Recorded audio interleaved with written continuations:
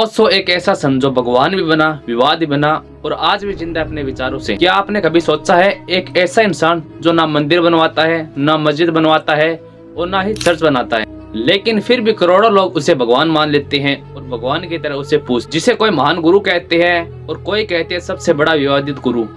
आज की ये कहानी है ओशो की, जिसे दुनिया ने भगवान श्री रजनीश भी कहा है और सबसे खतरनाक विचारक भी। आज हम जानेंगे ओशो की लाइफ स्टोरी, उनके विवाद और उनके वो सच जो बहुत कम लोग जानते हैं। ओशो का जन्म 11 दिसंबर 1931 को मध्य प्रदेश के छोटे से गांव कुचवाड़ा में हुआ था।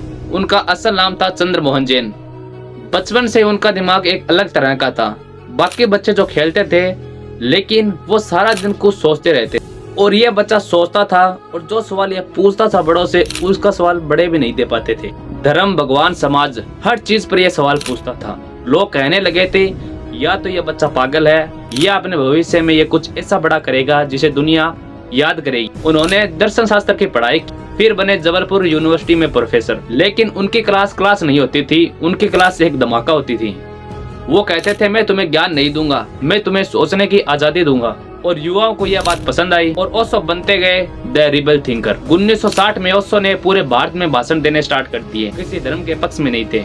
1974 में पुणे में सबसे बड़ा आश्रम ओशो आश्रम बना था। यहाँ भारत से ज्यादा विदेशी लोग आने लगे और लोग कहने लगे थे रजनीश भगवान। लाखों शिष्य, अरबों की संपत्ति और एक संत तो लग्जरी कारों में घूमता था। यहीं से शुरुआत सबसे बड़ा सवाल, क्या ओशो सच में संत थे या सबसे बड़ा खेल कर रहे थे। सबसे बड़ा विवाद 1981 में हुआ। ओशो अमेरिका गए, वहाँ पर एक शहर बसाया रजनीशपुर।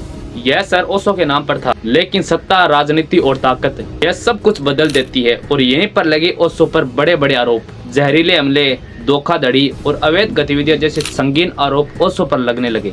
अमेरिकी सरकार ने ओशो को गिरफ्तार कर लिया और उन्हें देश छोड़ने पर मजबूर कर दिया। 40 से ज्यादा देशों ने ओशो को एंट्री देने से मना कर दिया था। 1987 में ओशो भारत लौटे और उन्होंने अमेरिकी सरकार पर संगीन आरोप लगा डाले।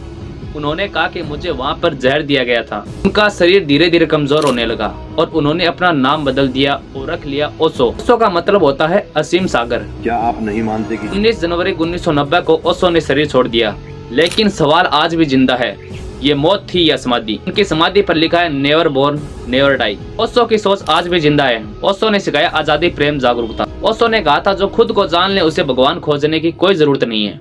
आज भी उनकी किताबें, उनके वीडियो लोगों को बदल रहे हैं। तो ओशो क्या थे? संत, धोखेबाज या समय से आगे सोचने वाले?